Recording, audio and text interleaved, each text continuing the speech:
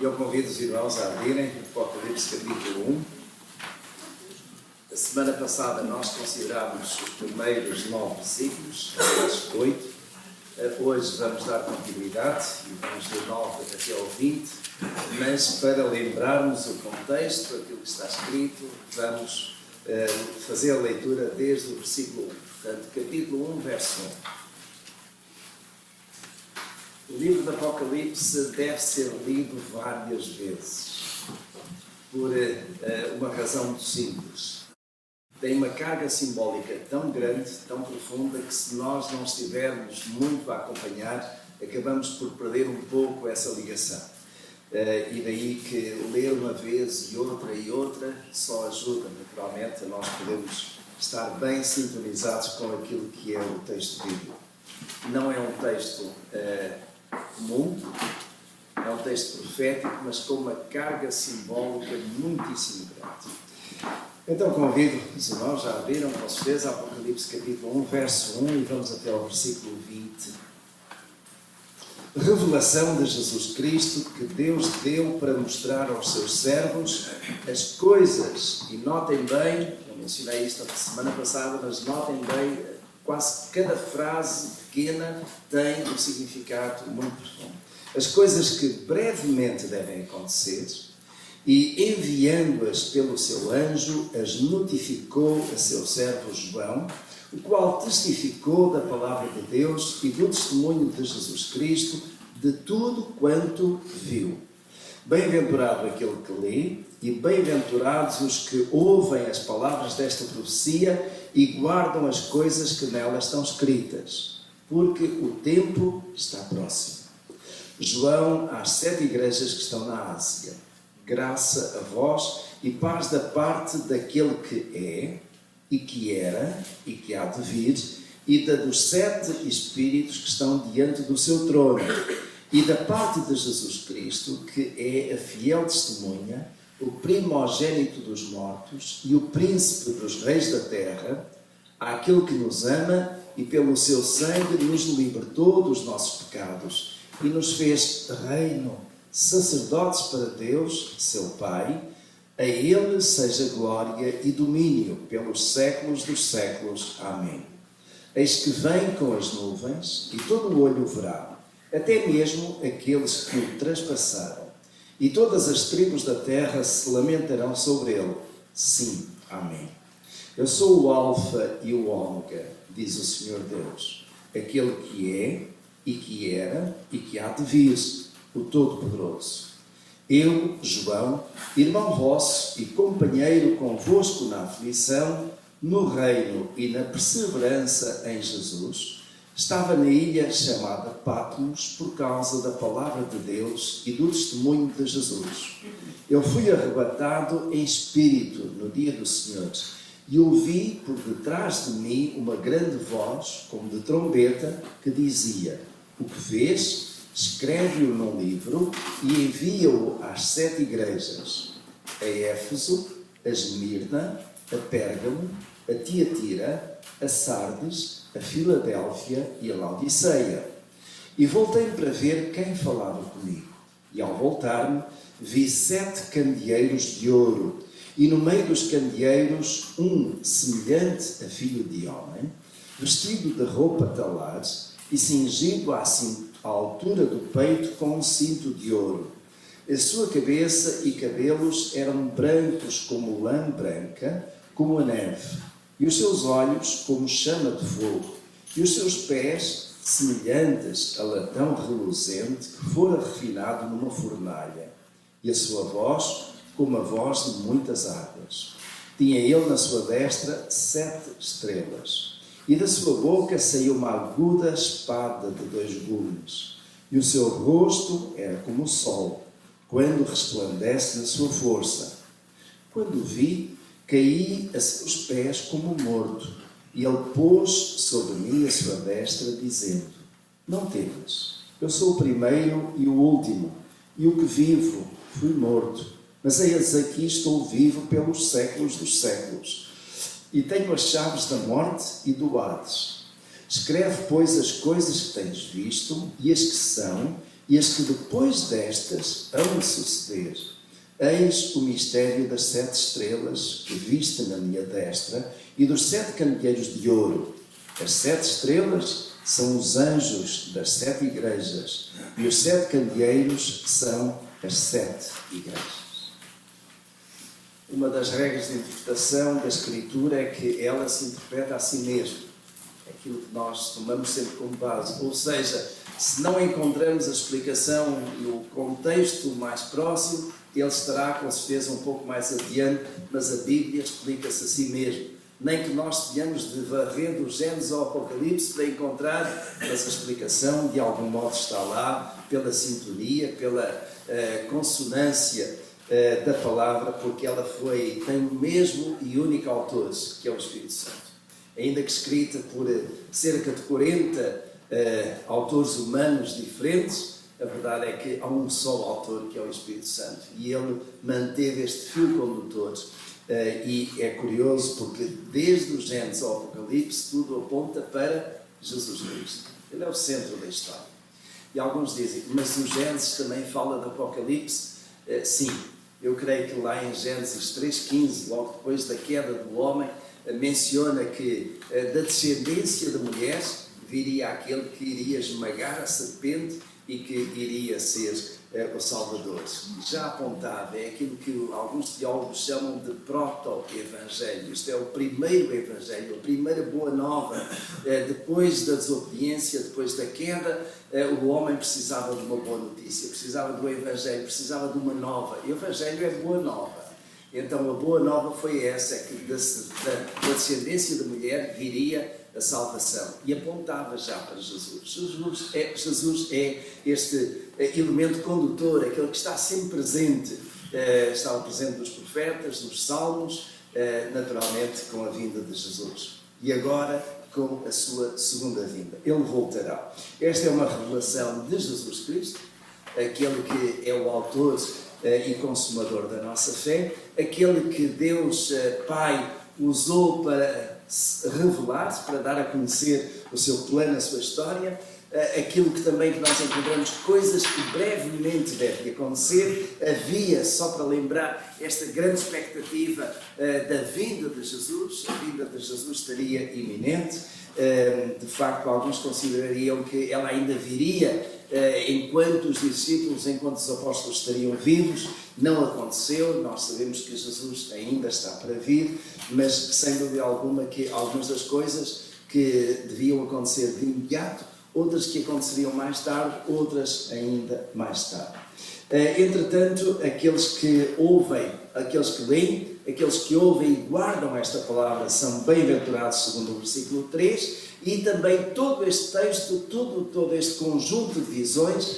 Já agora, só para lembrar, eu mencionei isso, acho que não na semana passada, mas na anterior, quando fiz a introdução panorâmica, João tem 4 visões que se vão distribuindo ao longo daquilo que está escrito neste livro. Então, ele aqui tem uma primeira visão, e tudo aquilo que ele viu, ele deveria escrever e enviar concretamente a 7 igrejas da Ásia Menor, a Turquia de hoje. Isso começa no capítulo 2, e no capítulo 3 tem lá aquilo que era específico para cada uma dessas igrejas. Então, há 7 igrejas que estão na Ásia. E isso da parte de Deus. Entretanto, nós chegamos ao versículo 8, que então João tem a apresentação de quem é que lhe está a falar, que é Jesus, o Alfa e o Ômega, e também considerámos isso a semana passada como sendo a primeira e a última letras do alfabeto grego, que indica o princípio e o fim. É outra forma de dizer a mesma coisa.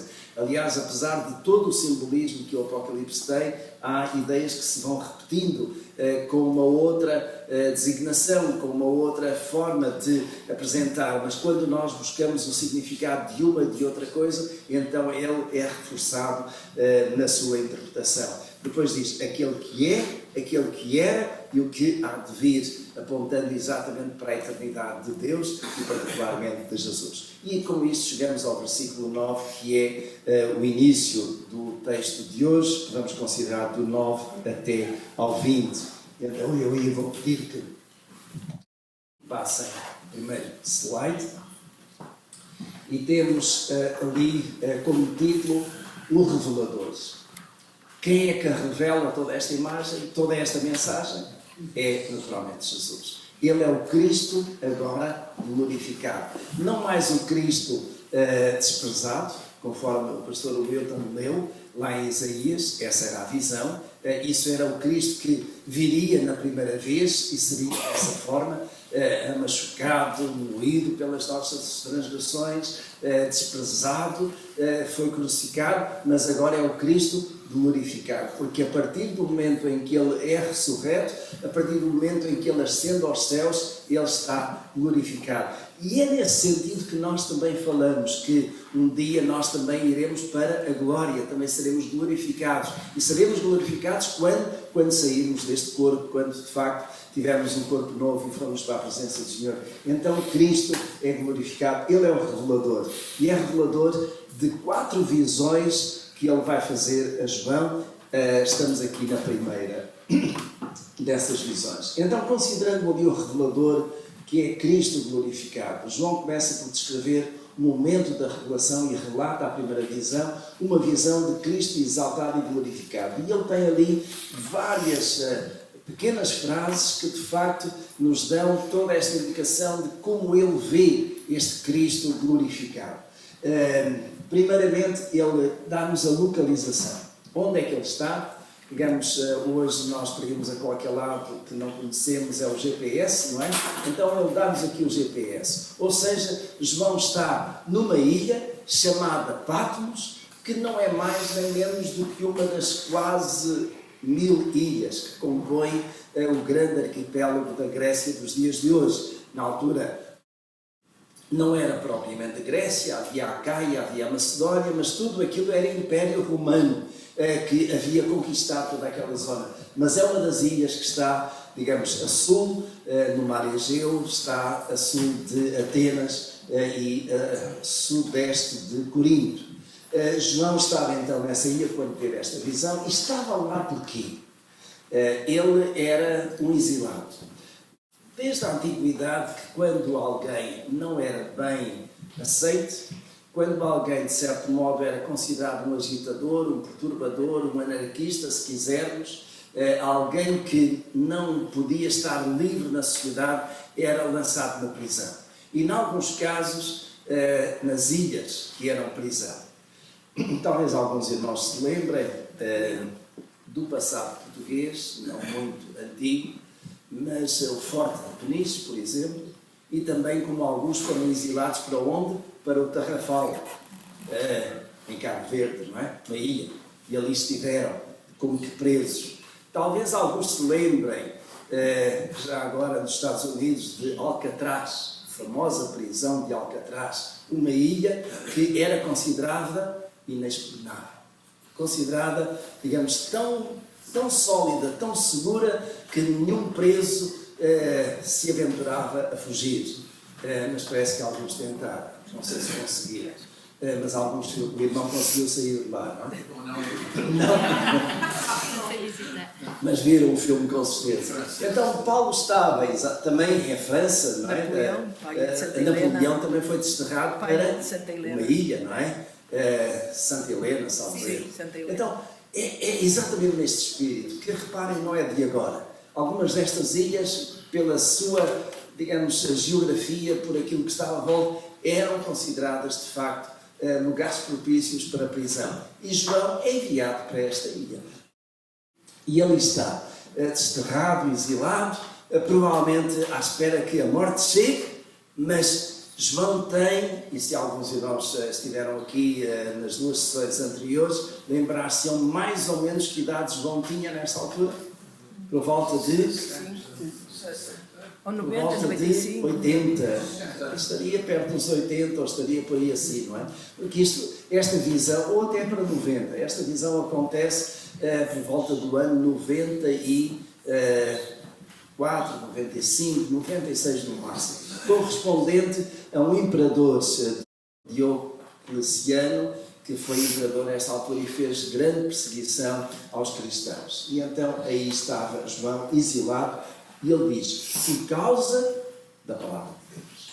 Não porque ele foi arruaceiro, mas por causa claramente da palavra de Deus, por causa do seu testemunho, por causa daquilo que para ele eram as suas convicções inabaláveis. Mas durante esse tempo que ele ali está, ele descreve aqui no verso 10 isto: fui arrebatado em espírito. E naturalmente que isto nos coloca aqui alguma questão. O que é isso? O que é que aconteceu? Isso de ter sido arrebatado em espírito. Quer dizer que João, a dado passo, tem uma experiência tal que um anjo veio, pegou nele e o levou até ao céu. João ficou naquele lugar, mas o seu espírito saiu dele e ele foi até ao céu. O que é isto de ter sido arrebatado em espírito?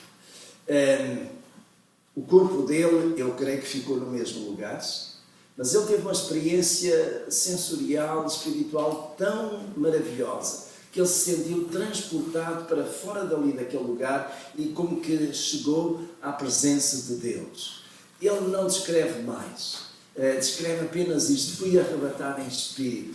O próprio apóstolo Paulo, numa das suas cartas, também dá essa indicação de que ele teve uma experiência desse género, em que ele subiu foi arrebatado até ao terceiro céu, lembram-se disso, não é?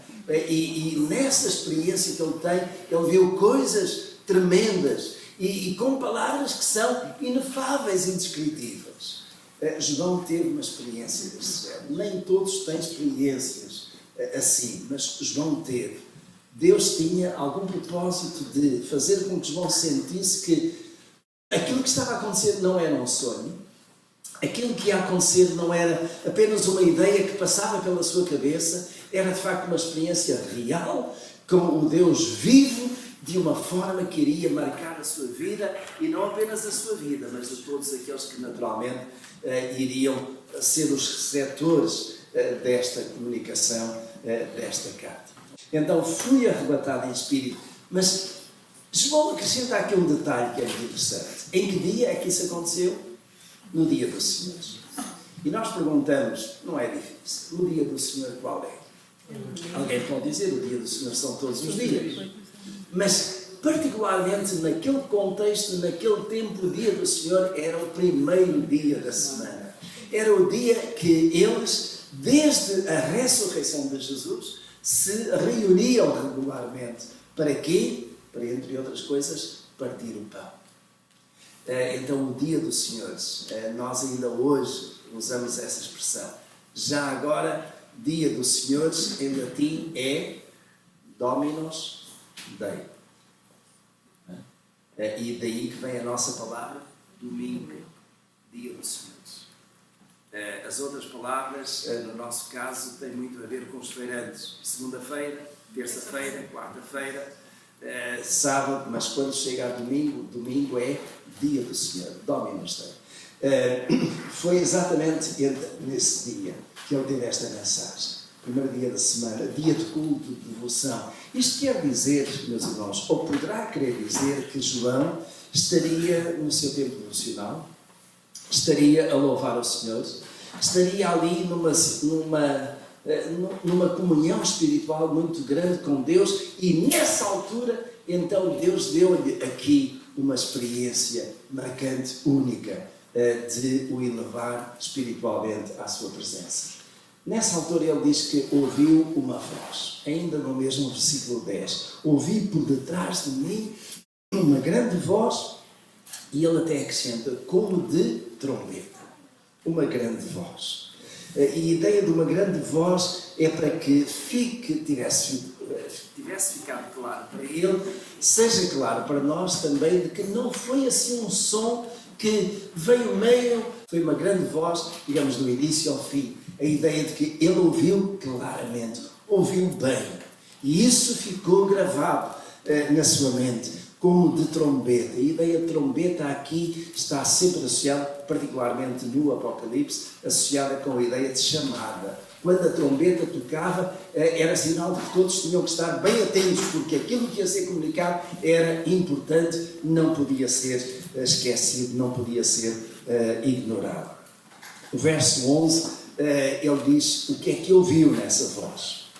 E então diz, o que vês, escreve-o num livro e envia-o às 7 igrejas, e menciona cada uma delas.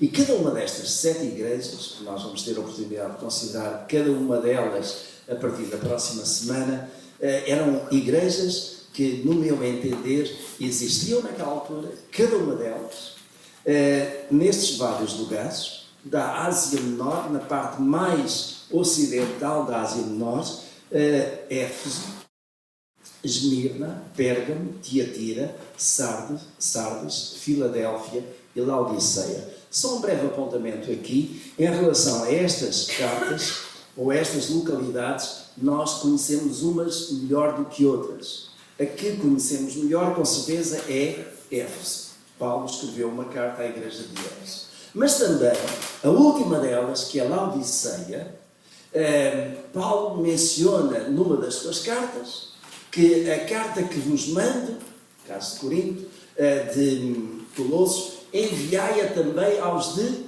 Laodiceia. E Colossos e Laodiceia eram 2 localidades próximas, onde havia igrejas, e Paulo envia uma carta para uma, mas depois diz, partilhai essa com os de Laodiceia, e a de Laodiceia, a carta de Laodiceia, lede-a também. No entanto, nós não temos a carta aos Laodicenses. Mas era uma igreja que existia naquela altura. Depois tem igrejas como Tiatira, e nós lembramos alguém de Tiatira. Lembram-se? Uma mulher chamada Lídia, não é? Que era vendedora de púrpura, natural de Tiatira. E é curioso, ela ouviu o Evangelho não na sua localidade, mas noutra localidade, voltou para a sua terra e então ali ela, o que é que fez? Pregou o Evangelho, houve decisões e fundou uma igreja. Quanto às demais, não conhecemos Esmirna, Pérgamo, Sardes, Filadélfia. A Escritura não diz grande coisa acerca dela, a não ser exatamente nesta carta ou aqui em Apocalipse. Então, só passar ao slide seguinte. Então, no versículo 12. No versículo 12 vemos aquilo que seria, com certeza, o entusiasmo, o interesse, a curiosidade, mas ao mesmo tempo também um pouco a necessidade de João identificar quem é que lhe estava a falar. No verso 12 ele diz, e voltei para ver quem falava comigo. E ao voltar-me, veja, ele vê. E nesta visão, o que é que ele vê primeiro? 7 candeeiros de ouro. E no meio desses candeeiros, um que tinha a aparência de filho do homem. E depois, todo um conjunto de características muito interessantes, mas ao mesmo tempo muito dramáticas, podemos dizer, esquisitas, se quiserem, acerca deste filho do homem. E depois aquilo que ele vai ouvir e, finalmente, então, a recomendação. Então, olhando para ali, João volta-se para identificar o que falava com ele, 7 candeeiros de ouro. E quando nós pensamos em 7 candeeiros de ouro, temos que pensar, o que era isto? Que imagem, que mensagem é que isto está a transmitir? No santo lugar do templo dos judeus havia um único candelabro com 7 lâmpadas. E talvez algum irmão queira abrir para nós em Êxodo, capítulo 25, versículos 36 em diante.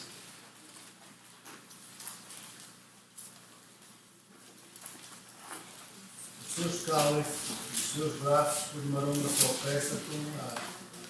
O fogo será de obra batida de ouro puro. Também lhes farás 7 lâmpadas, as quais se acenderão para alumiar de fronte dele. Os seus levitadores, os seus cinzeiros serão de ouro puro. E um talento de ouro puro se fará o candelabro, com todos estes utensílios. Atenta, pois, que os faças conforme o seu modelo que foi mostrado na mão. E este é um texto que fala especificamente das orientações de Deus a Moisés acerca de uma peça, de uma de muitas que iriam ser usadas para colocar no tabernáculo. O tabernáculo que acompanhou o povo durante mais de 40 anos, aquele tempo todo da travessia e depois ainda uns bons anos quando eles se instalaram na terra de Canaã, até que fosse substituído por um outro templo, que foi o templo de Salomão, portanto, muitos anos mais tarde. Mas A indicação precisa era que Moisés pudesse mandar construir este candelabro formado por uma só peça, com uma haste, todo a ouro, e que tinha então 7 lâmpadas. E a ideia de lâmpadas é porque era preciso iluminar. Os irmãos podem imaginar, não é difícil, nós temos agora a Bíblia como um todo, as lâmpadas com a ideia de iluminar, digamos, no sentido espiritual, indicam o quê? Pureza. Mas a luz serve para quê? A luz versus trevas. Então a luz serve para iluminar no meio das trevas. Mas ao mesmo tempo também aponta para alguma coisa que Jesus, sendo Ele que está envolvido aqui, quando esteve na primeira vez, Ele disse: eu sou a luz do mundo.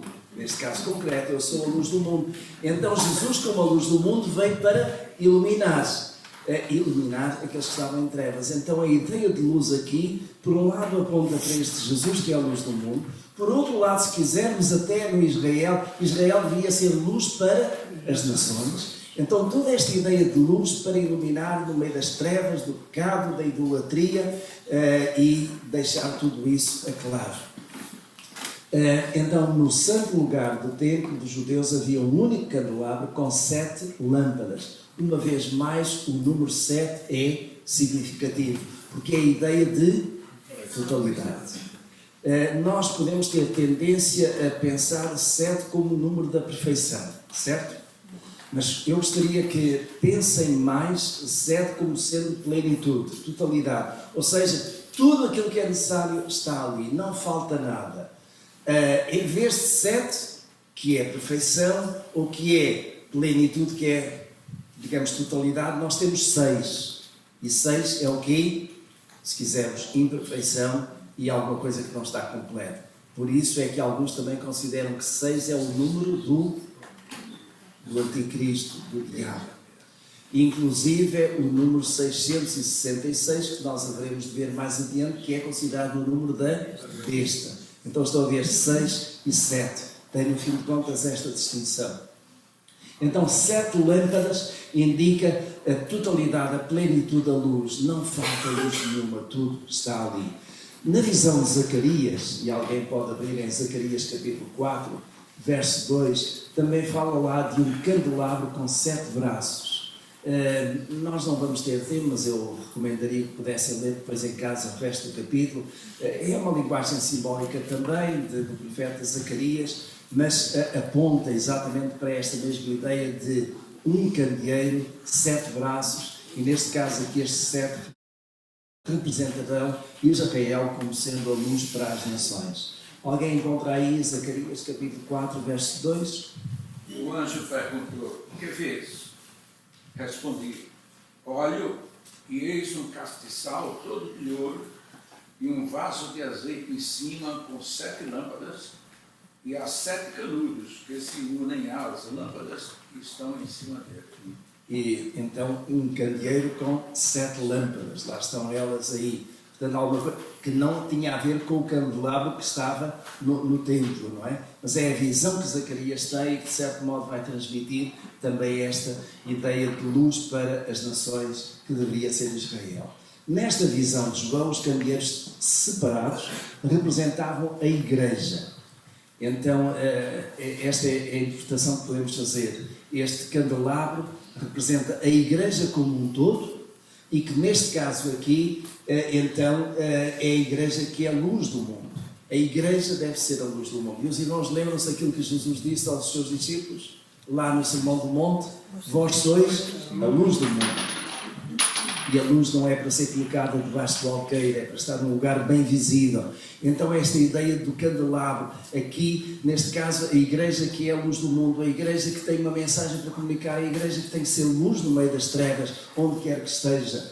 Aqui são 7, representando 7 igrejas específicas. Vamos ao slide seguinte e vamos andando aqui. E chegamos àquele que está no meio dos candeeiros, um que é semelhante ao Filho do Homem. Vejam, meus irmãos, no verso 13, quando diz: e no meio dos candeeiros, um semelhante a filho do homem. E é interessante dizer, ou colocar nestes termos, semelhante a filho do homem. Semelhante quer dizer que é parecido, mas não é igual. Quer dizer que há ali alguns traços de identificação com o homem, mas há diferenças. Mas o que é curioso é aquela expressão filho do homem. Porquê? Porque acabou por ser uma das expressões favoritas de Jesus.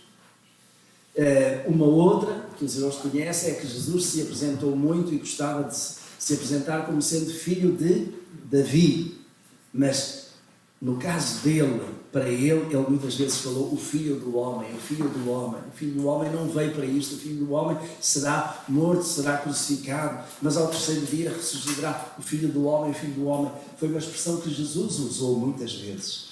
Era uma expressão messiânica para identificar exatamente o Salvador Celestial. Foi o título preferido de Jesus para si mesmo na sua missão. E filho do homem porquê? Porque Jesus identificou-se com o homem. Ele assumiu a carnalidade, ele assumiu esta ligação connosco. E neste sentido, a semelhança, isto é, Jesus era semelhante a nós. Em que é que ele era diferente? Não tinha pecado. Mas do mais, ele nasceu de mulher, cresceu, digamos, como qualquer criança, desenvolveu-se, chegou, diz lá em Lucas 2:52, se a memória não me trai no Senhor, que diz assim: crescia Jesus em estatura, em sabedoria, em graça para com Deus, graça para com os homens, tal como qualquer criança do nosso meio. Jesus cresceu desse modo, totalmente identificado com o ser humano, mas em tudo isso, Jesus, em toda a sua vida, ele não pecou. E essa foi a grande diferença. Por isso é que ele não era um mero filho do homem, ele era filho de Deus. Mas um filho de Deus que estava totalmente identificado connosco na sua humanidade, não é? Então, essa é a expressão. Agora, vamos focar os nossos olhos. O João, na mensagem que viu e que nos comunica, que é transmitida, ele leva-nos a olhar bem para este filho do homem, para algumas características. Ele diz: vestido de uma roupa talaz e cingido à altura do peito com cinto de ouro. E nós vamos só olhar aqui para esta expressão, esta vestimenta. Os irmãos podem imaginar a visão que João teve de Jesus glorificado. Este João que tinha estado com Jesus, vivo, o Jesus que depois morreu, mas que ressuscitou, o mesmo Jesus que depois apareceu aos discípulos, já com o corpo glorificado, mas com a mesma altura, com a mesma estatura, com a mesma fisionomia, mas que agora estava glorificado e agora aparece vestido. E vestido desta maneira, com uma roupa talaz. O que é isto, roupa talaz? Comprida, diz aqui. Roupa comprida, digamos, de alto a baixo, não é? Mas também cingida à altura do peito com um cinto de ouro. Quando nós olhamos para a Escritura, vamos ver que este tipo de roupa, esta roupagem, era característica de quem? Eram versos do sumo sacerdote. E alguém pode abrir para nós em Êxodo capítulo 28, verso 4, e depois Êxodo 39, verso 29. E pode ler. Estes, pois, são os vestidos que farão: um peitoral e um éfode e um manto, e uma única túnica bordada, uma mitra e um cinto. Farão, pois, vestidos santos a Arão, teu irmão, e a seus filhos, para me administrarem o ofício sacerdotal. Ofício sacerdotal. A quem? Eram vestes de quem? Para Arão, o sumo sacerdote. Vamos ver em Êxodo capítulo 39, verso 29, quem tem? E o cinto de linho fino, tecido, e de azul e de púrpura, e de carmesim, de obra de bordador, como o Senhor ordenara a Moisés. Então, o linho fino, a púrpura, o dourado, não é? Estava aí, vestes do sumo sacerdote. Mas também, os profetas podiam ter vestes semelhantes. Já agora quem pode procurar em Zacarias capítulo 3, verso 4. Então, falando este, ordenou aos que estavam dentro dele dizer: tirai destes trajos sujos. E a Josué disse: eis que tenho feito com que passe de ti a tua iniquidade, e vos tirei de trajes vestidos. De trajes Vestido. vestigos. E agora a questão é, se tanto o sumo sacerdote poderia ter este tipo de vestes, como até o profeta, a questão é, Jesus vindo vestido, aparecendo vestido desta maneira, que mensagem é que ele está a comunicar? Como é que ele se está a querer apresentar? Como sumo sacerdote ou como profeta? E na verdade, meus irmãos, nós podemos considerar até os dois. Porque se nós olharmos para aquilo que foi o ministério de Jesus, ele foi também, não apenas Cordeiro de Deus, mas também sumo sacerdote. Quando nós pegamos no livro aos Hebreus, nós vemos que Jesus foi um sumo sacerdote superior a qualquer outro sumo sacerdote. Que de facto Jesus, como sumo sacerdote, é aquele que está ainda hoje, está vivo, fez uma vez, mas não precisa de comparecer todos os anos como os demais sumos sacerdotes precisavam, uma vez por ano. Jesus uma vez entrou no Santo dos Santos e também nos leva à presença de Deus. Como diz lá em Hebreus, inaugurou um novo caminho. Não é? Então nós vamos a Deus através de quem? De Jesus como sacerdote. E até se quisermos aqui como sumo sacerdote. Mas também Jesus foi profeta, não é? Por exemplo, o sermão profético, que nós encontramos em Mateus capítulo 24 e 25, também em Lucas. E neste caso aqui, Jesus aparece como profeta porque ele está a dizer as coisas que brevemente hão de acontecer e as outras que hão de acontecer mais adiante. Então, este era o papel do profeta. O profeta falava em nome de Deus e dizia aquilo que iria acontecer. Então, nesse sentido aqui, nós podemos considerar que Jesus, vestido desta maneira, tanto pode querer comunicar a mensagem de sumo sacerdote como de profeta, porque ambas assentam bem naquilo que foi dois dos seus ministérios. Já agora, um outro ministério de Jesus também foi de ser rei.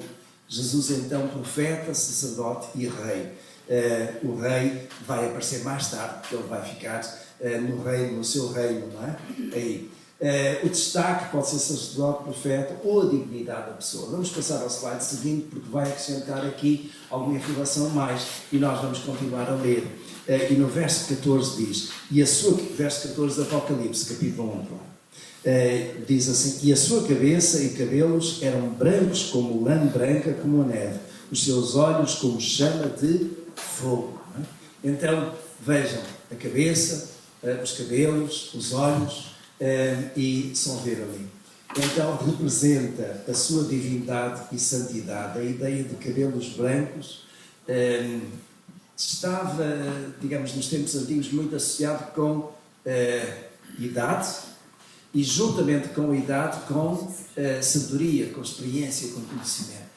E é isso que está. Mas ao mesmo tempo aqui neste caso um ancião de dias, alguém que já vivia há muitos anos, aponta para a eternidade de Deus. Em Daniel capítulo 7, verso 9, nós vamos ver essa passagem, nós podem ver depois, João ressalta que Jesus tinha existência eterna com o Pai. Seus olhos como chama de fogo, indica a sua omnisciência, aquela que penetra tudo e mais alguma coisa. Seus pés semelhantes a latão reluzente que fora refinado numa fornalha, pode indicar solidez e purificação pelo fogo.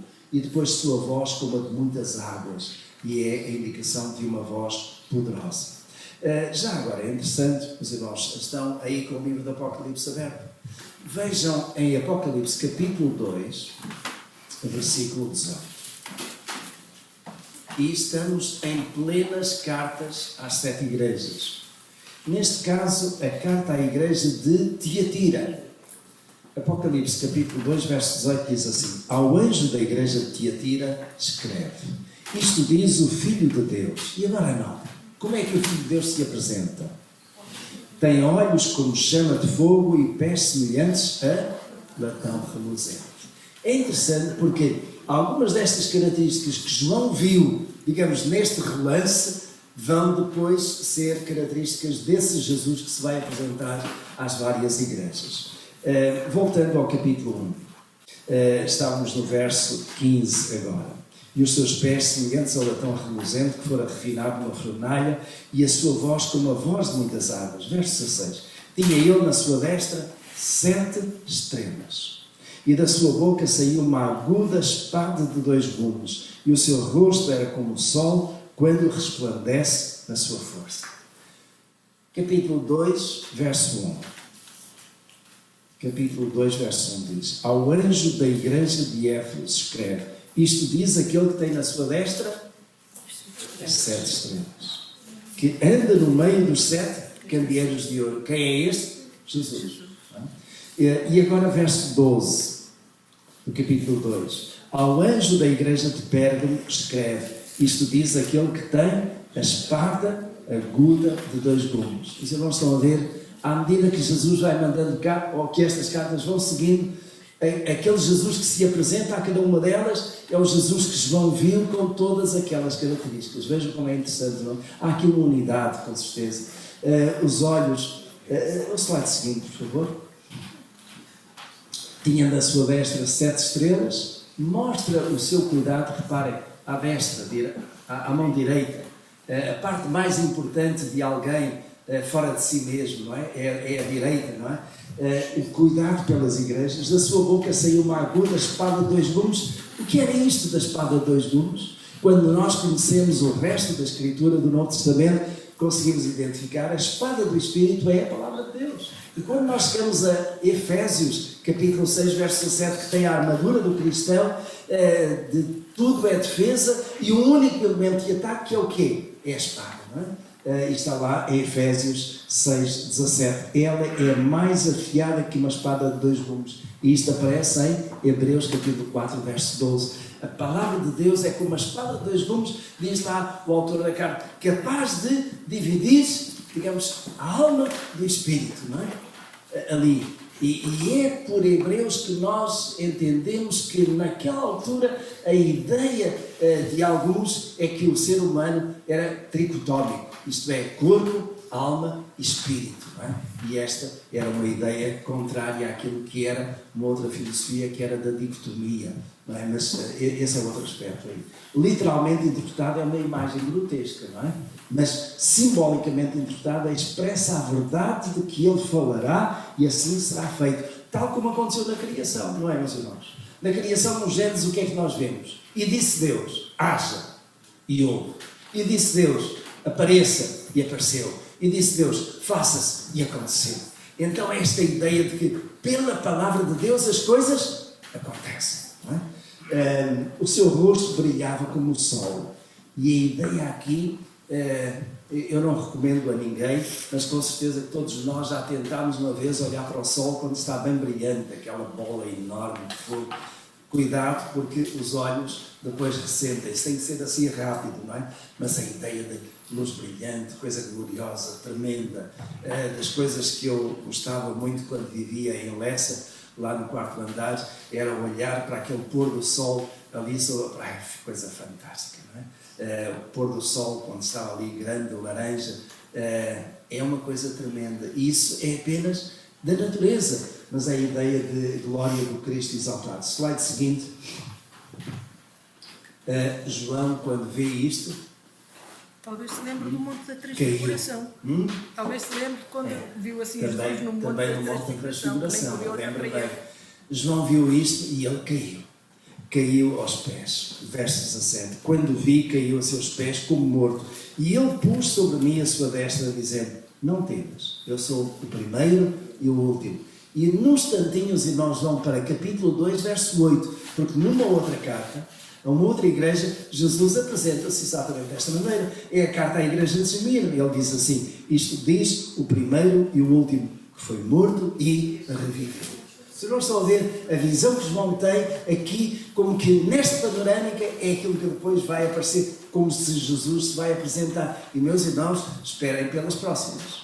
Porque cada uma delas, quando nós entramos em cada uma destas cartas, há aqui uma mensagem tremenda para cada uma destas cartas, e como essa mensagem pode ser para nós. Ou seja, O que eu vou desafiar cada um de vós é como a Igreja Batista de Matosinhos, como é que nós nos identificaríamos, como é que nós iríamos reagir se recebêssemos cada uma destas cartas por si. Ainda no verso 18.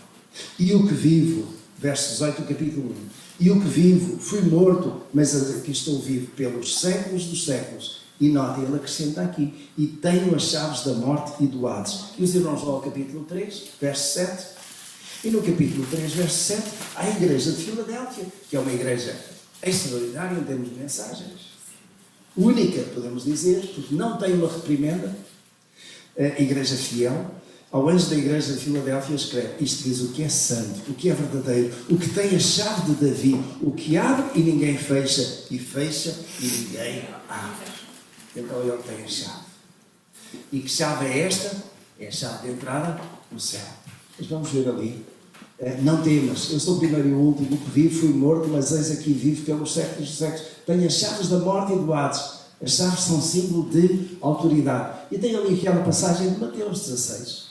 Os irmãos lembram-se quando Jesus está a conversar com alguns dos seus discípulos e pergunta: quem dizem os homens que eu sou? Há uns dizem que tu és Elias, outros que és um profeta, e vós que dizeis que eu sou? E Pedro responde: tu és o Cristo, o Filho do Deus vivo.